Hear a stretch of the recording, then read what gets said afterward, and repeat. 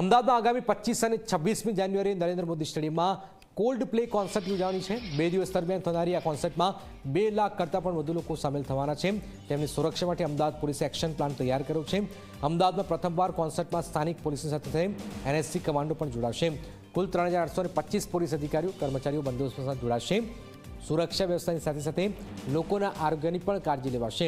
Stadium પર જ કામચાલુ hospital પણ તૈયાર કરાશે। એમ્બ્યુલન્સ પણ તૈનાત કરાશે। કોલ્ડ પ્લે કોન્સર્ટમાં જવા માટે સ્ટેડિયમ સુધી દર 7 મિનિટે મેટ્રો મળશે। આ ઉપરાંત મણિનગરથી સ્ટેડિયમમાં આવતા લોકો માટે પણ બસની ખાસ વ્યવસ્થા છે। એરપોર્ટથી કેબ લઈને આવતા લોકો માટે પણ મેટ્રો ઓવરબ્રિજ પાસે ડ્રોપ વ્યવસ્થા છે, જ્યારે 4D મોલ સુધી ઉબેર ઓલાની ડ્રોપ વ્યવસ્થા કરાઈ છે। આગામી 25મી અને 26મી જાન્યુઆરીના રોજ નરેન્દ્ર મોદી સ્ટેડિયમમાં કોલ્ડ પ્લેના કોન્સર્ટ થવાના છે। એમાં બંને દિવસોમાં 1 લાખ ફેન મળીને કુલ 2 લાખ ફેન આવવાના છે। એમાં આપણા રાજ્ય અને બીજા રાજ્યથી પણ જે જોવા આવનાર છે।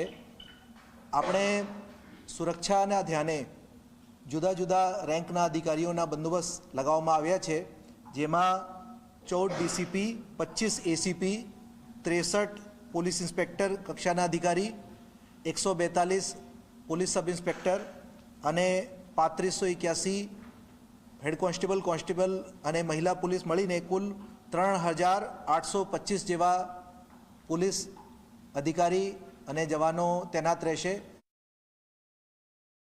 આ જે ઇવેન્ટ છે એમાં જનપથ ટીથી મોટેરા ટી સુધીનો જે માર્ગ છે એ તારીખ 25 અને 26 બપોરે 12 વાગ્યા પછી ઇવેન્ટ પૂરી થાય ત્યાં સુધી બંધ રાખવામાં આવશે વ્હીકલો માટે।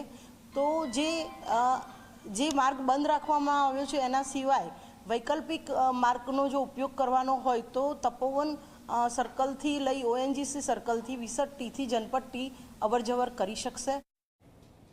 ભાવનગર